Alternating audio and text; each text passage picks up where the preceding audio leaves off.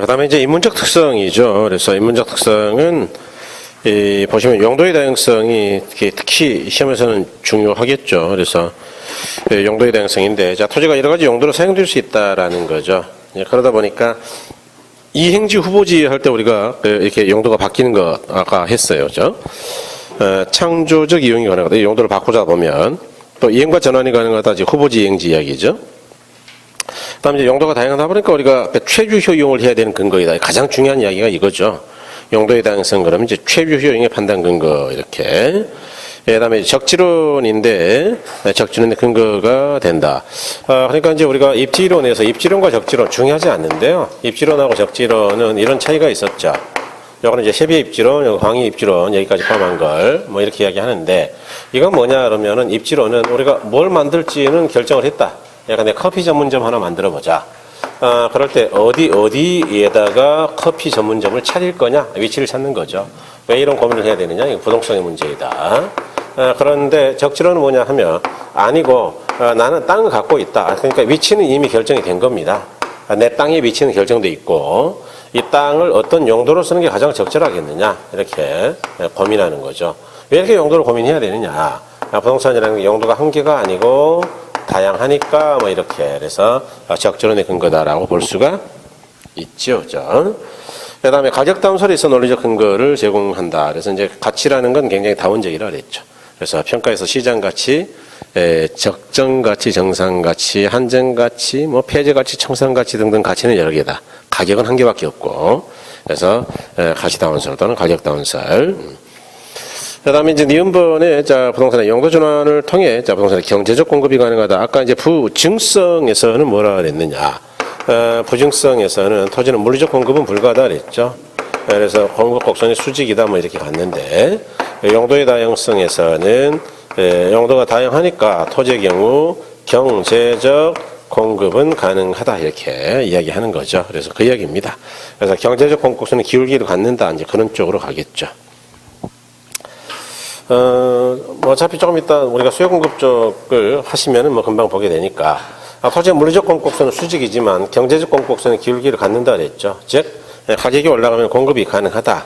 예를 들어 택지 같은 것들은 가격이 쌀 때는 평당 800 할 때는 한 100평씩 깎았지만 평당 1000만 원 한다면 뭐 농지나 임지만 깎는 게 아니고 잡종지 같은 것도 다 깎아버리니까 한 150개 깎을 수 있더라. 그런 공급이 가능하다 그 이야기인데, 이런 걸 경제적 공급 곡선이다.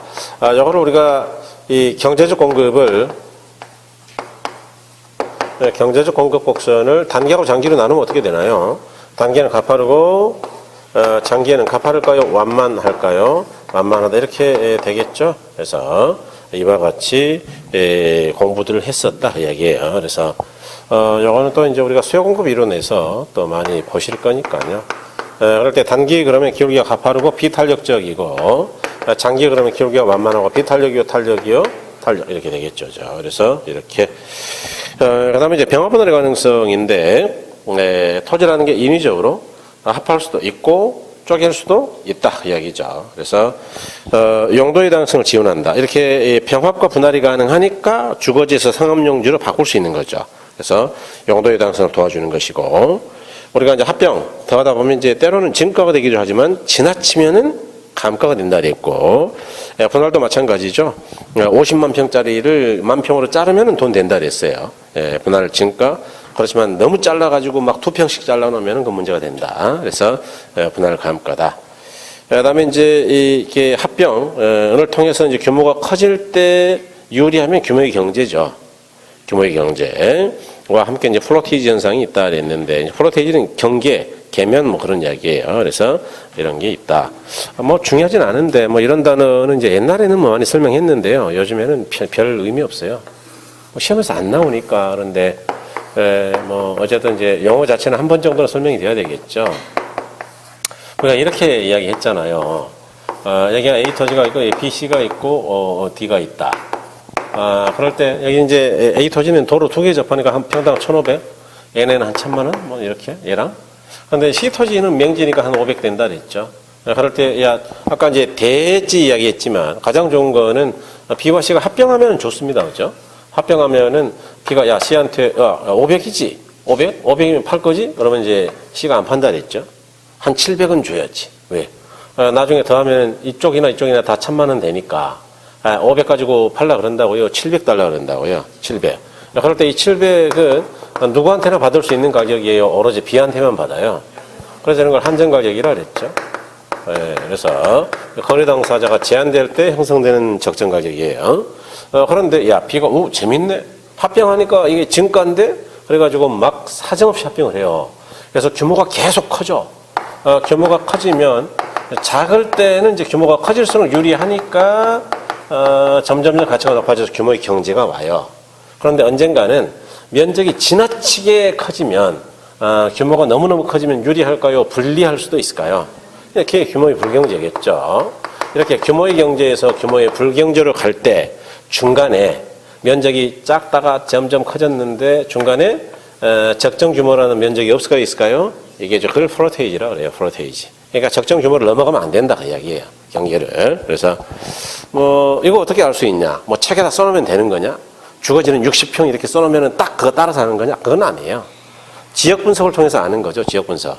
이 동네 봤더니 단독주택 같은 경우는 대충 몇 평짜리가 가치가 가장 좋은 거냐? 그럼 이제 그 지역의 수요에 따라 달라지는 거니까 누가 정해줄 수 있다고요? 지역 분석을 해봐야 된다고요. 그렇죠. 그래서 예컨대 여러분 생각해 보세요. 평창동이나 고기동 같은 데는 고급 주거지죠. 그러니까 그런 데는 단독주택의 면적이 작겠어요, 넓겠어요?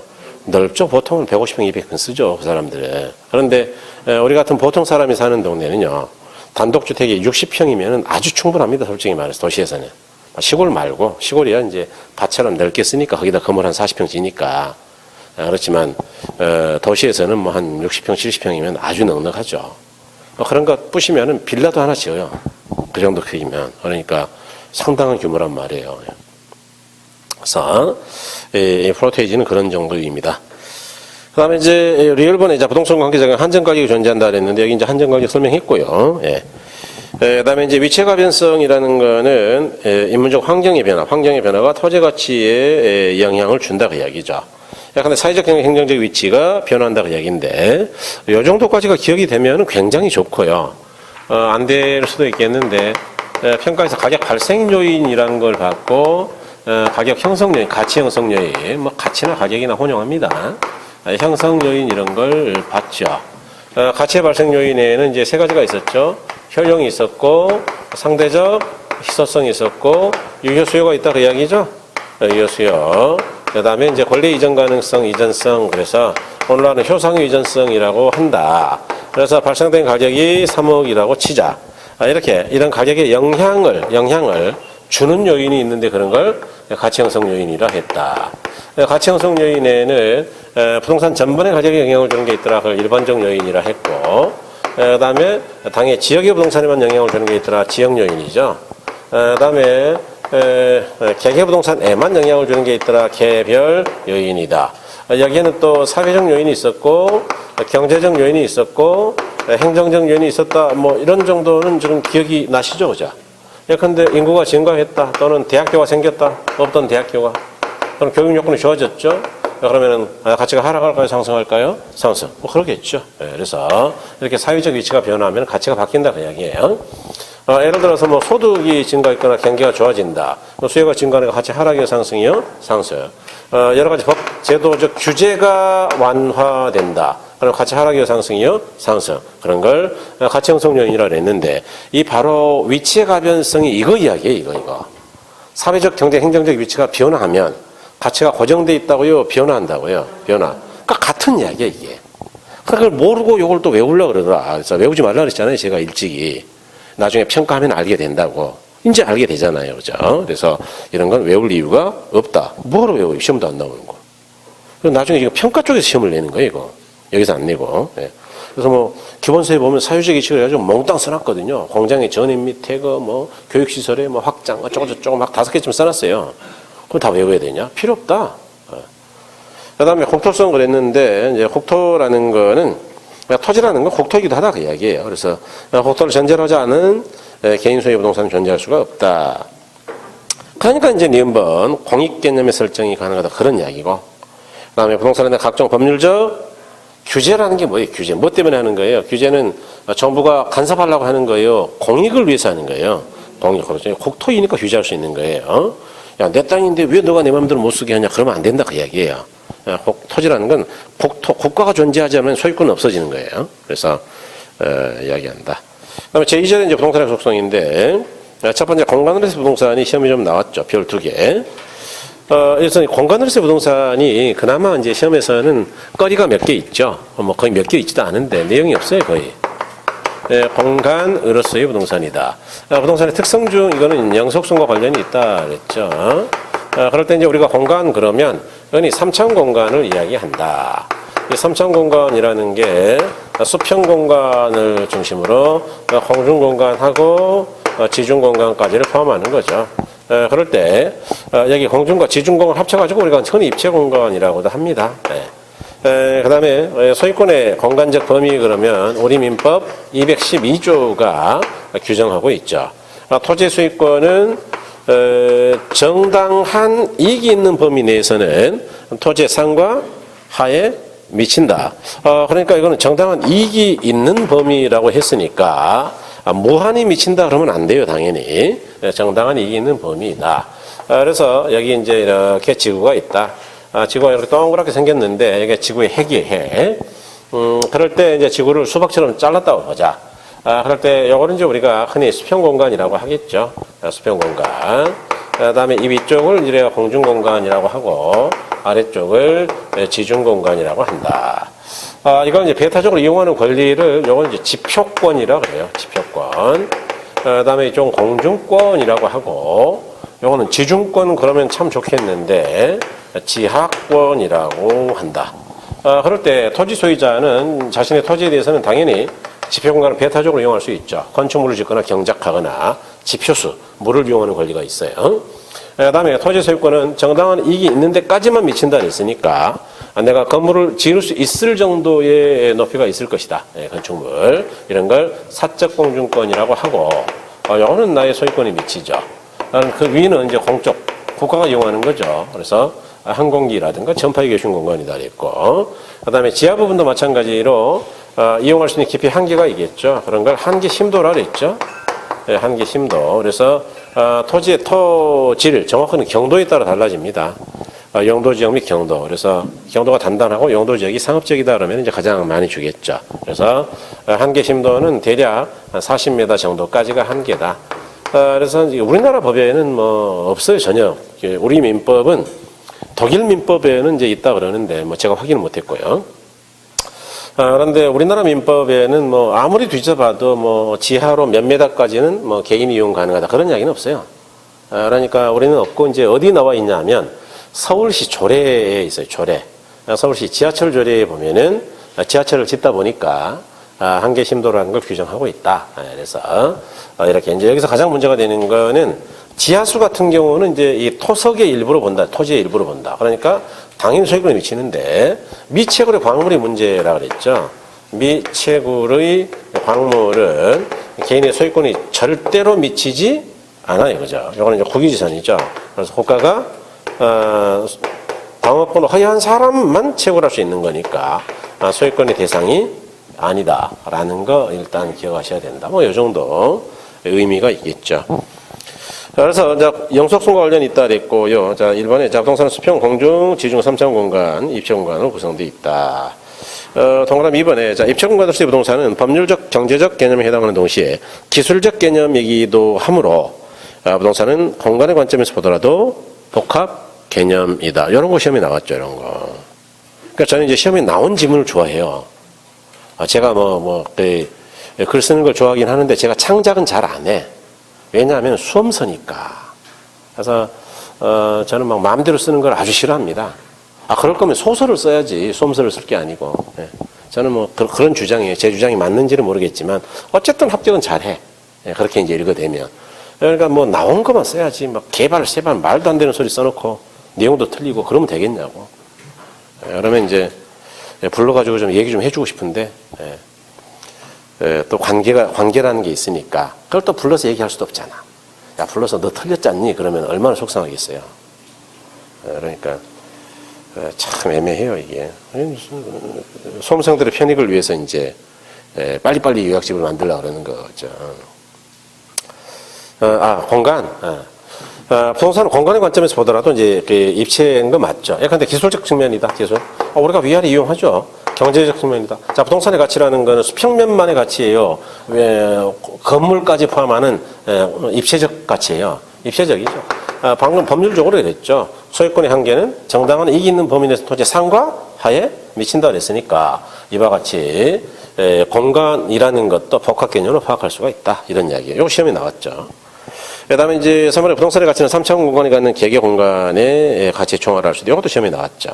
그래서 이제 그림은 뭐 설명이 됐는데 특히 여러분 지표권 보시면 지표권 건축이나 작물의 경작이나 지표수를 이용할 권리 그게 시험에 나왔어요. 그래서 그거 좀 봐두시고 그 다음에 이제 이 지하권인데 지하 시설의 자가람석 지하수는 토지로부터 독립성이 없는 부착물 토지의 일부다 그 이야기죠. 그런데 미채굴의 광물은 국유 그랬으니까 개인의 소유권에 미친다고요? 안 미친다고요? 안 미친다라는 걸 조심하셔야 된다. 그래서 바로 이번에 소유권의 공간적 범위인데 보시면 토지 소유권의 공간적 범위에 따라 지표권, 지하권, 공중권으로 나뉘어진다. 그랬죠. 동그라미 1번에 토지 소유권의 공간적 범위는 사회적 통념이나 법이 허용하는 범위 내에서 그 경제적 가치가 인정되는 한도까지 하고 있다. 그 다음에 민법이죠. 토지소유권 정당히 분분 토지 상황에 미친다. 212조 이야기고 3번도 시험에 나왔죠. 3번. 이런 게 좀 애매할 거예요. 여러분 안 읽어보면. 지하공간의 이용이 증대되고 초고층 건물이 늘어나는 점에 따라 오늘날은 이러죠. 토지 소유권의 구체적 범위 또는 해석에 대해서는 법이 일일이 규정한다고요. 법원의 판단에 맡기는 경우도 있다고요. 특히 일조권과 환경권은 100% 법원의 판단에 의존해요. 공법에서 무슨 일조권 그래가지고 뭐 계산합니까?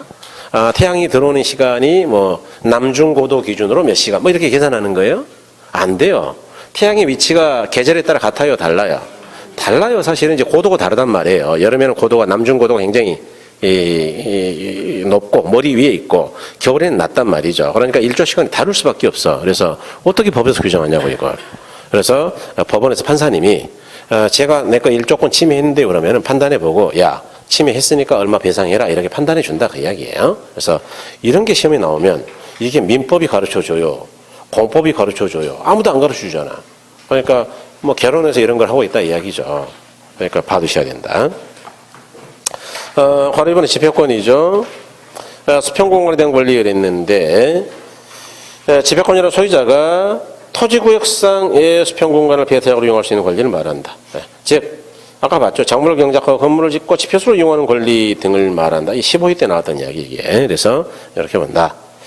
그 다음에 영수권 좀 이따 보고 자 지하권이죠. 지하공간에 대한 권리인데 지하권이란 토지 소유자가 토지구역의 지하공간으로부터 어떤 이익을 획득하거나 지하공간을 사용할 수 있는 권리를 말한다. 그래서 동아일보는 지하공간으로 이익을 획득할 수 있는 권리를 냈는데 특히 니은번 우리나라의 경우 광업권에 객차가 된 광물에 대해서는 토지 소유자의 권리가 인정된다고요? 불인정이라고요? 불인정 그런 이야기죠. 그래서 이런 이야기다. 기억번은 이제 일반적 이야기니까 뭐 읽어도 그만 안 읽어도 그만. 2번 지하공간을 사용할 수 있는 권리를 했는데 니은번이죠. 니은번 우리나라는 공익 목적으로 지하공간을 이용할 경우 토지 소유자의 지하공간에 대한 소유권 행사에 대해 일정 깊이까지 제한을 가할 수가 있다. 그러나 대업번 지하철 건설 등 공익사업이라도 토지 지하를 사실상 영구적으로 사용하는 경우에는 공익사업자는 토지 소유자에게 토지 이용이 저해되는 정도에 따라 보상을 안 해야 된다고요? 보상을 해야 된다고요? 해야 된다. 특히 한개 심도 이내이면 보상을 해야 되는 거예요. 그래서 이런 게 이제 지하 보상에 문제가 생긴다. 그럴 때 그 옆쪽에 한개 심도죠. 한개 심도는 토지 소유자의 통상적 이용 행위가 예상되지 않고 지하 시설물의 설치로 인해 일반적 토지 이용에 지장이 없는 것으로 판단되는 소유권에 대한 이익이 미치는 지하의 깊이다. 그러니까 나의 소유권에 미치는 한계다 그 이야기인데 서울시 조례에 따르면 40m, 35m, 30m, 20m 이렇게 나뉘어 있다 그 이야기죠. 그래서 이렇게 본다. 그 다음에 3번에 서울시 등 공공기관이 지하철 건설 등 입체적 지하공간 개발을 위해 타인의 소유의 지하공간을 이용하려면 고분지사건을 설정을 안 해야 된다고 해야 된다고요? 해야 된다. 그런 게 시험에 한번 나온 적은 있죠. 고분지사건을 설정할 수 있다 이렇게 나온 적이 있어요. 그래서 그 정도 보시고 하루 4번에 공중권이죠. 공중권이란 토지 소유자가 토지구역상의 공중공간을 타인에게 방해받지 않고 정당한 이익이 있는 범위 내에서 이용 또는 관리할 수 있는 권리를 말한다. 그래서 사적 공중권은 나의 소유권이 미치는 것이죠. 읽어보시면 되고 공적 공중권은 개인의 소유권이 미치지 않는 것이죠. 3번에 항공기, 전파 뭐 이런 것들 이런 걸 이야기한다. 그 다음에 공중공간에 대한 경제적 가치를 했는데 여러분 이게 미국 이론인데요. 미국 이론. 한 번 정도만 읽어보세요. 그냥. 열주획지, 원주획지라는 것만 좀 보시면 되는데 우리가 이제 지표면에다 기둥을 세울 때 위로 올리는 거를 열주라 그러고요. 지하 부분으로 파일을 박는 거, 이 기둥은 원주획지라 그래요. 그럴 때 이 땅을 열주획지 또는 원주획지라 그럽니다. 그러니까 땅 속으로 들어가면 뭐라 그런다고? 원지. 위로 올라가면 열주 이렇게. 그러니까 이게 이제 미국 이론이어서 우리나라 이론은 아니어서 이제 시험에 나온 적은 없어요. 그런데 모의고사에서는 뭐 쓰는 분들이 아마 있을 수 있을 겁니다. 꼭 못 맞힐 만한 거를 내는 경우가 있거든요. 그래서 이렇게 된다. 저 같은 경우는 이제 잘 안 내요, 이런 거. 시험에 안 나오는 건 잘 안 내는데, 뭐 또 어떤 게 나올지는 모르는 게 시험이니까, 다른 분들의 견해가 맞을 수도 있는 거예요. 그 다음에 그 옆에 아까 이제 나중에 보자 그랬던 게 용수권이죠. 물을 이용할 수 있는 권리인데, 이것도 이제 우리나라에서는 크게 의미가 없는데요. 유역주의하고 선용주의가 있다. 그래서 이거는 이제 혼돈하시지만 않으면 돼요. 그래서 물에 관한 권리인데 유역주의는 유역주의 우리나라 같은 것이죠. 그래서 이게 습인주의 물이 많은 지역에서 쓰는 겁니다. 이거. 그래서 이거는 유역 주변에 있는 사람들이 골고루 나눠 먹으라. 우리 민법에 그렇게 표현되어 있죠. 상린관계라고. 물은 혼자 쓰는 거예요. 주변 토지 이용자의 이용을 방해하지 않아야 되는 거예요. 방해하지 말아야죠. 그런 게 골고루 나눠 쓰는 거예요. 그런데 선용주의는 여러분들이 이걸 설명을 안 하면 반대로 생각을 해요. 그래서 이제 설명을 좀 하는 건데 요거는 건조지역에 쓰는 거예요. 건조지역.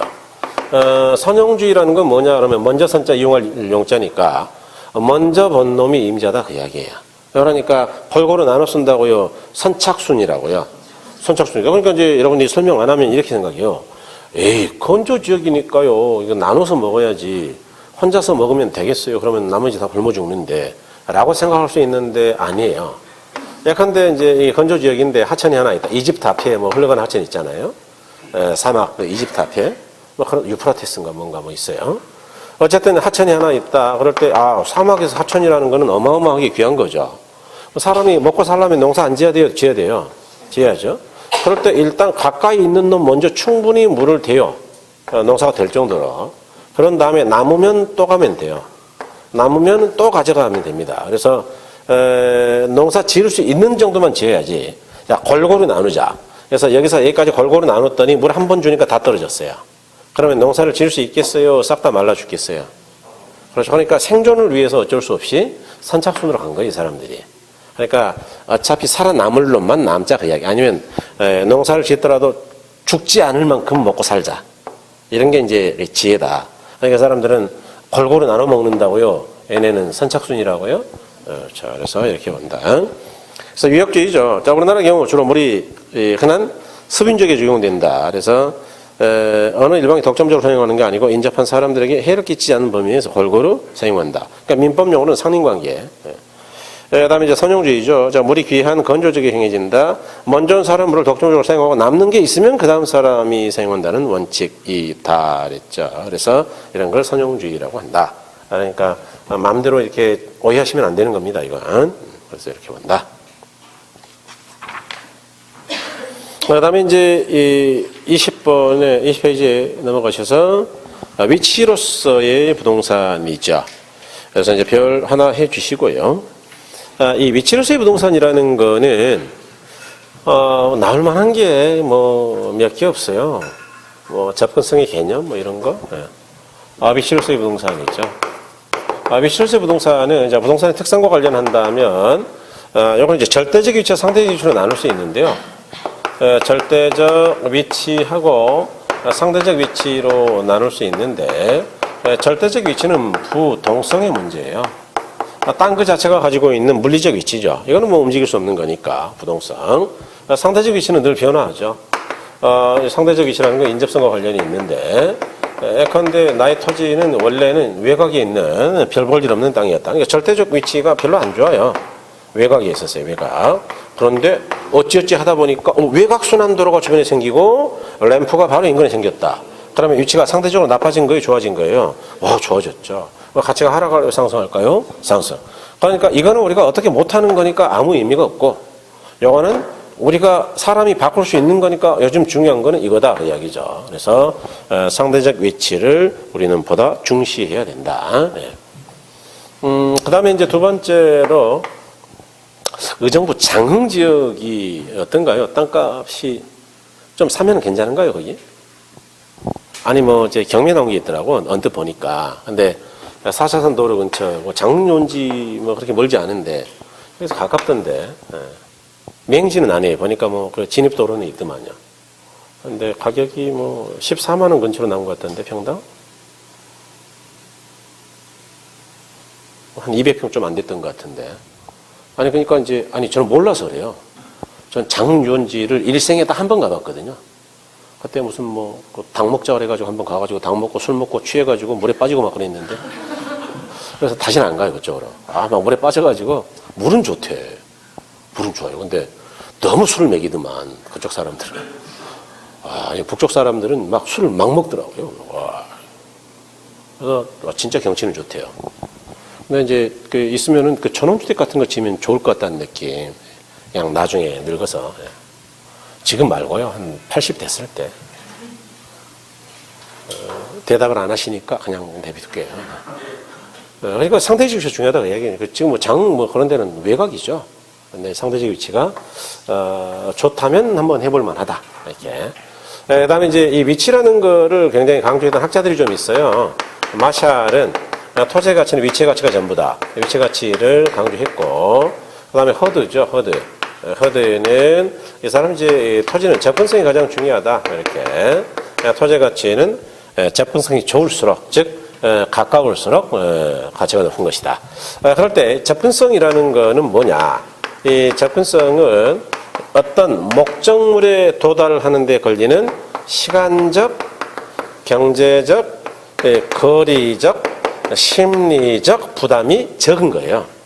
이렇게 많이 걸리는 거예요? 적은 거예요? 적은 거. 그러니까 일반적으로 접근성이 좋을 때는 당연히 가치가 높죠. 그래서 부동산의 가치가 높은데 항상 그런 건 아니다. 예외가 있다 그랬죠. 예를 들어서 접근의 대상물이 위험 또는 혐오의 대상이다 그러면 접근할수록 가치가 떨어진다 그랬죠. 대상물. 그 다음에 두 번째, 접근의 정도에 따라 달라진다 그랬죠. 근데 아무리 좋은 시장이라 하더라도 근처에 있으면 좋은데 우리 집이 해필이면 시장 가운데 있다. 그러면 냄새 나니까 지나치면 좋다고요, 불리하다고요? 불리하다. 그다음에 거리와 접근성의 문제도 있다 그랬어요. 일반적으로 거리가 가까우면 당연히 접근성이 좋은데 거리가 가까워도 횡단보도가 있다거나 일방통행이라면 접근성이 떨어질 수도 있다. 그다음에 용도와 접근성의 문제인데 부동산의 용도에 따라서 접근의 대상물은 달라진다. 좋은 것들은. 근데 주거지 그러면 쾌적성 또는 편의성이 제공되는 것들이 가까이 와야 되겠죠. 상업지는 쾌적해봐야 소용없어요. 장사가 돼야지. 그래서 용도에 따라 달라진다. 이게 예외죠, 예외. 그래서 이 정도면 아주 충분합니다. 그래서 보시면 이제 양이 얼마 안 되니까 빠르게 읽을 수 있죠, 이런 건. 마샬은 위치 가치라는 표현으로 위치 중요성을 강조하였고, 허드는 접근성을 강조하면서 직관은 접근성 가까운 회전한다라고 했다. 위치는 부동성으로 인한 절대적 위치와 주변 토지 이용 상황에 따라 결정되는 상대적 위치가 있다. 이 중 상대적 위치가 더욱 중요하다고 보는데 이와 관련되는 개념이 바로 접근성이다. 그럴 때 접근성 개념은 접근성이란 일반적으로 어떤 목적물에 도달하는 데 걸리는 거리적, 경제적, 시간적, 심리적 부담이 작은 것, 그런 상태. 그 다음에 이제 3번, 접근성, 부동산의 가치와 접근성은 동그라미 1번이 일반적이죠. 접근성이 좁을수록 부동산의 입지 조건은 양호하고 가치는 크게 되는 게 일반적이다. 그러나 접근성이 좋다고 해서 무조건 부동산의 가치가 크게 되는 건 아니다. 2번 왜냐하면 접근의 대상물이 혐오의 대상, 위험 또는 혐오의 대상이라든지 또는 접근의 대상물이 선호시설이라 하더라도 그 접근의 정도가 지나치다면 유리요 분리요 분리 그랬죠. 그다음에 4번에 이제 거리와 접근성의 문제도 있다 그랬죠. 일반적으로 거리가 가까우면 접근성이 좋다 할 수 있지만 반드시 접근성이 거리와 비례 함수 관계가 있는 것은 아니다. 즉 오히려 거리가 가까워도 접근성이 나쁜 경우도 있다. 일방 통행 이런 것. 그다음에 5번 용도와 접근성이죠. 자 부동산 용도에 따라 접근성의 중요성과 평가 기준이 달라진다. 예를 들어 같은 상점이라도 소매 점포는 전문 품점보다는 접근성이 중요할 것이다. 그렇죠. 그래서 이와 같이 볼 수 있다. 그래서 일단 이렇게 해서 여러분 1편 보셨고요. 그 다음에 조금 쉬셨다가 2편 조금만 더 할게요. 잠깐 쉬었다 뵐게요.